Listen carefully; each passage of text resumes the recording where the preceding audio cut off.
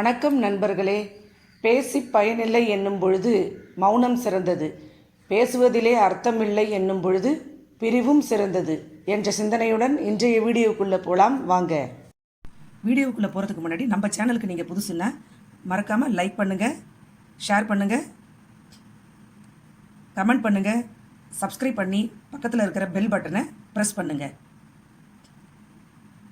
வாங்க வீடியோக்குள்ளே போகலாம். இன்றைக்கி நம்ம வீடியோவில் ஃபயர்லெஸ் குக்கிங், அதாவது ஸ்டவ்வே யூஸ் பண்ணாமல் ஒரு ஹெல்த்தியான 2 ரெசிபியை பற்றி பார்க்க போகிறோம்.